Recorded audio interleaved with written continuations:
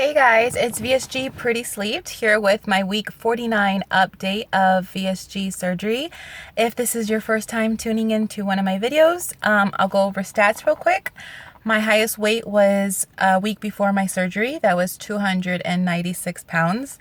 My weight day of surgery was 286 pounds. That was April 12th of 2016.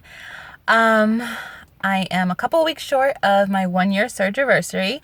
I have not weighed myself this week because I'm trying not to weigh myself up until the day of my 1 year surgery. So I just thought I'd throw a story time out there just to keep contact with you guys, and just also vent and share my experiences that kind of were a big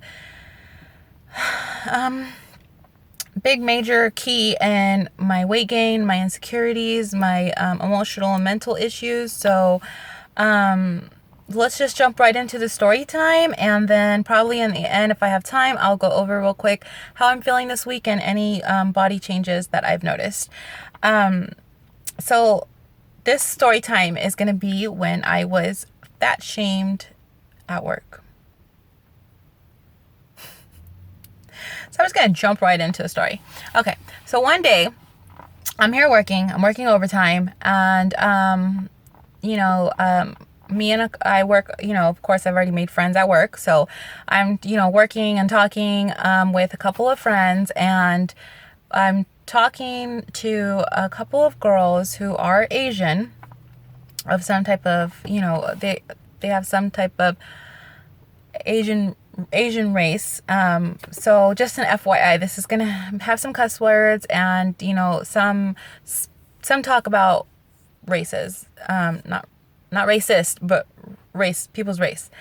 So they're Asian, and they're talking, and they're like, it's just a conversation. Asians, could come in different types of colors. There's, some lighter Asians, some darker Asians, and she points to a guy behind her and is like, yeah, like for example, he would be considered a darker Asian. And, I've had worked with him in a previous unit before, so I kind of already knew that he wasn't Asian, he was actually Indian. So, I was like, who are you talking about? And she's like, well, him right there. And she points to him again. And I'm like, oh, you're such a dork. He's not Asian, he's Indian.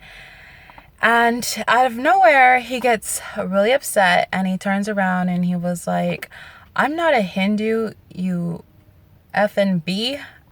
And we're like, all three like caught off guard.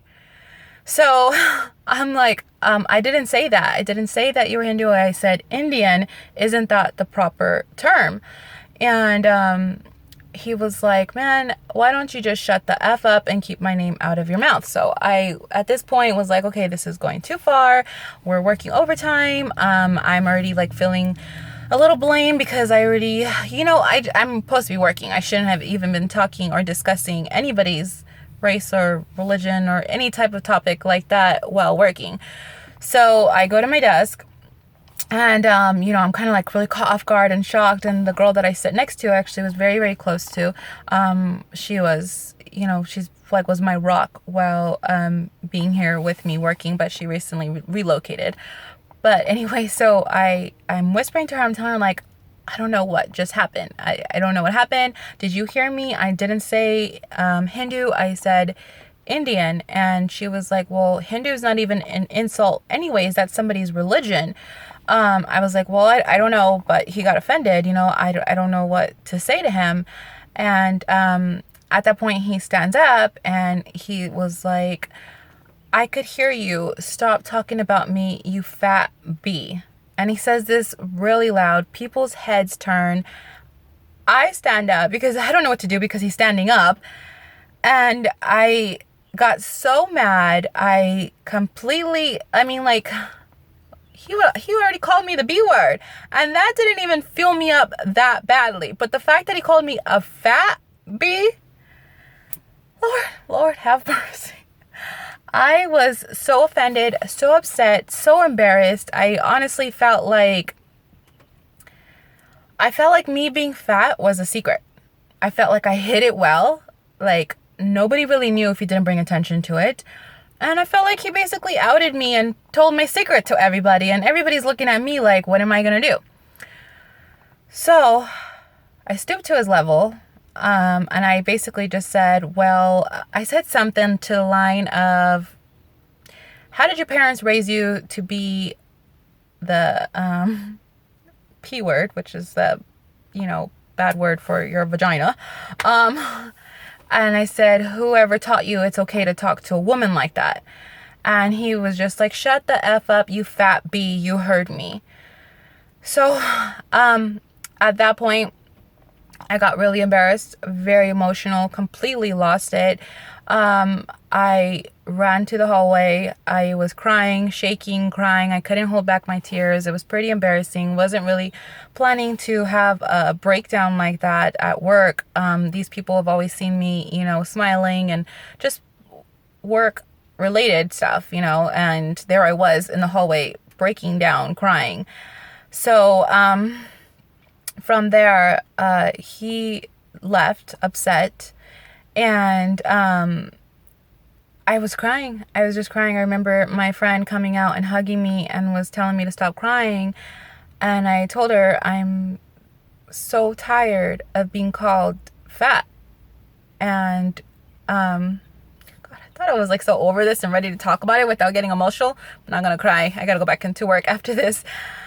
But I remember shaking, crying in her arms, saying, I'm tired of being called fat. And she was like, oh, you're not, you're so beautiful. And she was just saying all these amazing, beautiful things. This was, a couple months before my surgery. So sorry. This was a few months before my surgery. And that is one of the main factors that actually opened my eyes that I was very big. I didn't have the right to be called that, but I was very big and it wasn't hidden. And that's the way some people viewed me as and saw me as. A lot of people who love me saw me as just beautiful Rebecca and, their words, or happy Rebecca. But, some people who weren't close to me or who would just meet me on the streets would just think of me as fat. And inside, I'm more than that. I'm so much more than that. And I hated that label. That specific name, Fat B, runs very deep for me. Wasn't the first time I've been called that. So I think it was just a lot of bottled up anger and pain from being called that before. And I snapped, lost it. I left work. He ended up contacting a friend of mine, a mutual friend of mine that he knew, also letting her know that he wanted to apologize and he didn't want it to go further where, we had to report each other or get in trouble at work. We just wanted to keep it between us and just squish it. So he had told her that he was sorry, to let me know that he was sorry, that he just wanted to hurt my feelings, because he had some insecurities of his own growing up and being teased, being called, different things because of his race. So I guess, everybody has their own insecurities, their own issues. We may not understand them. We may not see it when we see them. But everybody's fighting their own battles inside, whether it be their weight, race, religion. It could be anything. So it taught me a lesson to kind of just be a little more careful, the words that I speak. And I would never purposely offend anybody ever, especially shaming anybody for anything like that. That's not in my character at all. So I felt really bad too. But I remember going home crying. I remember being in bed crying for a couple of days. I remember being so angry at him. And what really snapped me out of it was my 7-year-old son. A few days before that, he was being bullied at school. And he kept complaining about this boy. And I had told him, I hugged him and I told him, you're not those things. Don't listen to him. I told him, you never know what he's going through. Just pray for him. Don't wish anything bad upon him. Just pray for him. You never know what he's going through. Some kids or some people have to be going through really bad things in order to try to bring you down and hurt you. So when I was crying in the room, he had overheard me telling my husband what was going on. And he comes into the room and he holds me and he kisses me and he says, "You're not that. Don't be mad at him, Mom. Don't wish anything bad for him. Pray for him." And oh my gosh, my son is a little cutie, I swear. He's my little man. And that really meant a lot to me. It's funny how you teach your kids things and they teach it right back to you sometimes. So it was exactly what I needed to hear at that time. So that was my horrible story of being fat shamed at work. It's pretty embarrassing, but we both did drop it.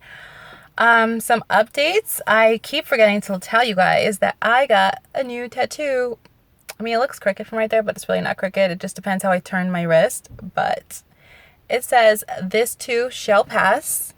It's something, I don't know if it's clear. It's something that my mom would always tell me when I was going through my hardest times, my hardest days. As some of you guys know, if you've been watching my videos, I've been having a rough time these past, I don't know, it's been like about a month or two. A lot of just different life happening, and I just wanted that reminder with me because sometimes I forget just to breathe and remember that it'll pass. Things hurt you momentarily. Things feel like too much sometimes. They feel overwhelming. They feel like you can't get through that day. But just take a deep breath and remember it does pass. It will be over soon, and in the end, you're going to be okay. You're going to survive it. You're going to live, and it's going to make you stronger. Just a quick update. I feel great. I've still been working out with the personal trainer twice a week and doing cardio on the side and just being a mommy as much as I possibly can and working all the time. So that's a quick update. I'll try to make another video this week just talking about any NSVs that I've had. All right. Bye. Have a good week.